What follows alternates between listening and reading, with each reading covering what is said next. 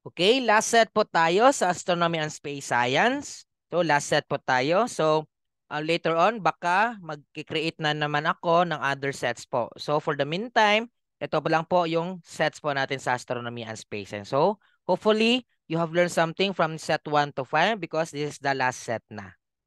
Sige, let's start. 126. Circles drawn around the Earth that runs east to west parallel to the equator. Okay, key term po ha. Runs east to west. Okay, runs east to west. Ang parallel version niya is yung equator. Pag parallel, meron itong parallel, ang sagot natin is letter A, alpha. Parallel. 127. The distance from the prime meridian, east or west, is called what? Ano po ang distance galing kay prime meridian, east or west? Ang tawag po natin dyan ay longitude. Okay? Longitude. 128. Which reference line passes through both the geographic North Pole and the South Pole? Okay? Which reference line that passes through, nagpapass through siya through both North Pole and the South Pole. Ang tawag po natin dyan is 0 degree longitude. Okay? Bravo. 0 degree longitude. 130. How are latitude and longitude lines drawn on a globe of Earth? Okay? Paano po daw natin nilalagay si latitude and longitude? Medyo confusing din po talaga ito kasi always malilimit, madalas natin na i-interchange siya. Okay? Kapag latitude, guys, latitude lines, pag latitude, parallel.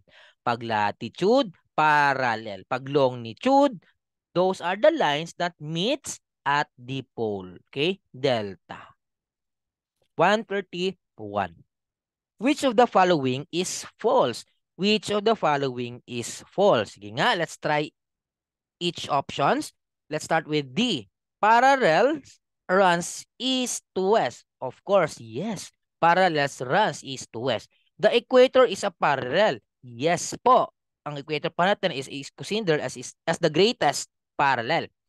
A naman, parallels become smaller at the equator. Okay? Parallels become smaller equator. Of course. So, ang sagot natin dito, parallels are all small circles. Hindi po small circles lahat si parallel.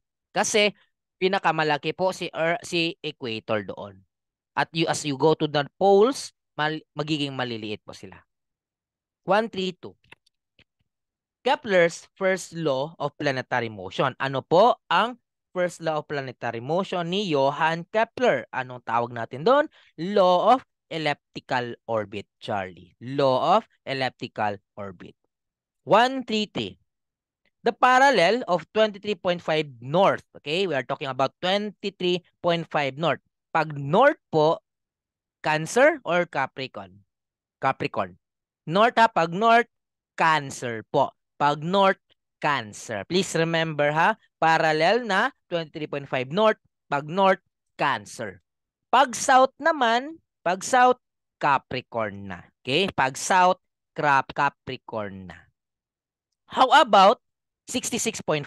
66.5 is medyo farther away siya. Okay? Farther away from the both tropics of Capricorn and Cancer. So, from the north, ano po ang pinaka-outer o pinaka-above circle doon na malapit sa North Pole? Okay? Ang malapit sa North Pole is, syempre, yung Arctic Circle. Yung Arctic Circle.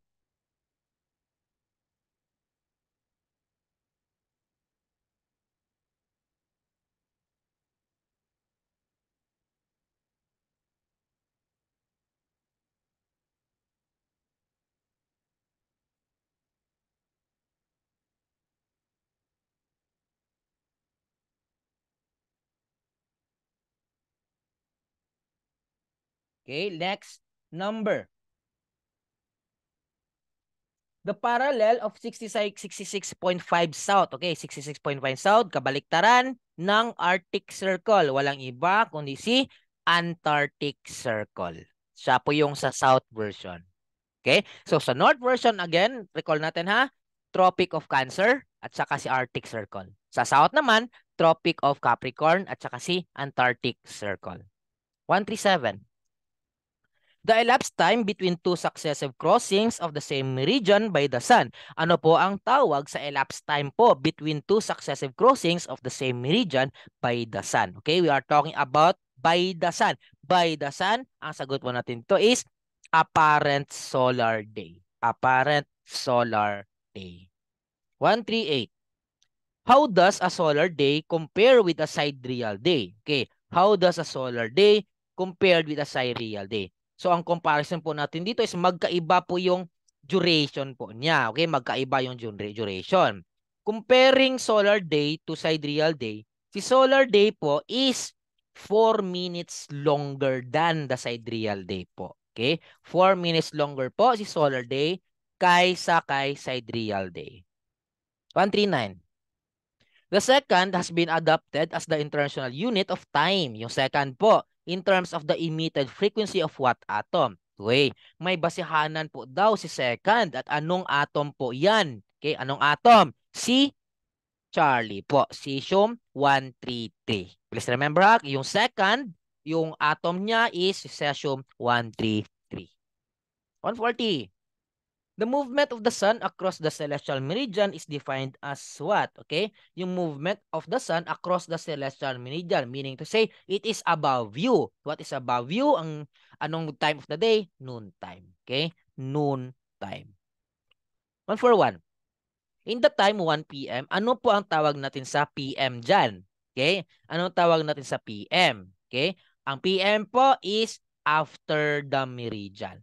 Diba? After the noon time. Okay? After the noon time. After the meridian.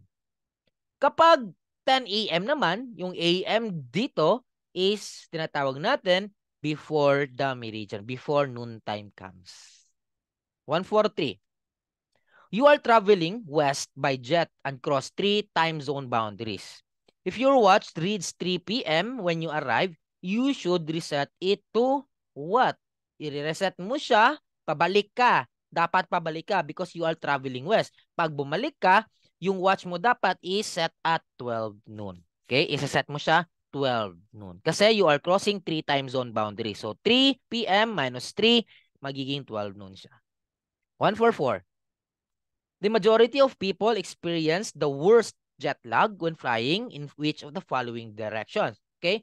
We are talking about the worst jet lag experiences. Siyempre, the worst jet lag experience is when you travel opposite of the rotation of the Earth, which means you are traveling east to west. Okay? East to west. Yan po yung makaka-encounter ka ng worst jet lag experience. 145. When crossing the international dateline, going to the west, okay, nagko-cross ka po, nandyan ka sa isang eroplano at nagko-cross ka doon sa international dateline, ano po ang change sa time na na-observe mo?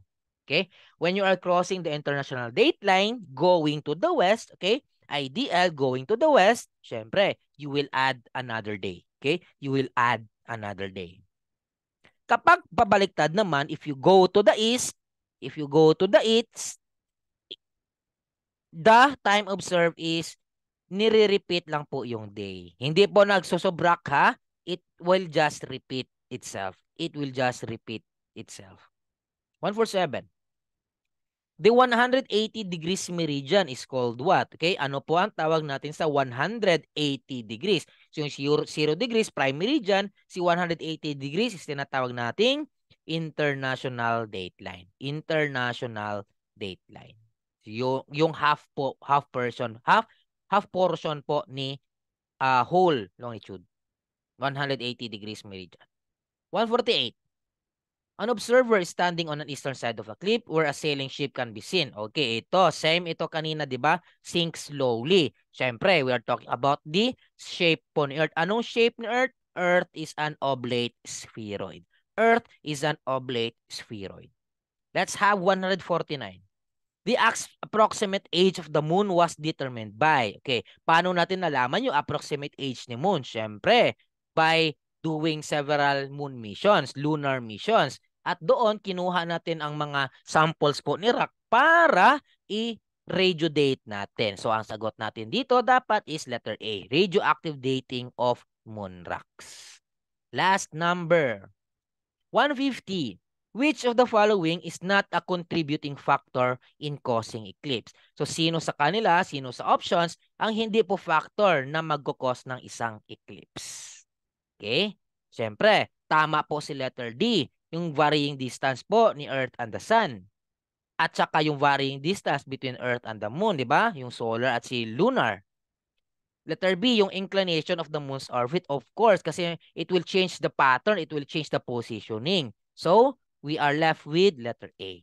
Yung rotation ng Earth about its axis. It doesn't have, wala po siyang doon sa pagkukos ng eclipse. It will just the same. It will just be the same because yung eclipse po is positioning lang po ng tatlo, yung Earth, Sun, and the Moon. Okay? So, tapos na po tayo sa Earth sa astronomy and space science. So, stay tuned for more drills po. Stay tuned for more drills. So, please like and subscribe, guys. Share this to your friends para at least meron silang pambala po doon sa pag-take po ng next week. Malapit na po, malapit na. So, share naman dyan para at least makaka-help tayo sa kanila. Share this to your newsfeed po. Thank you so much for listening. Stay tuned po ha for the next drills.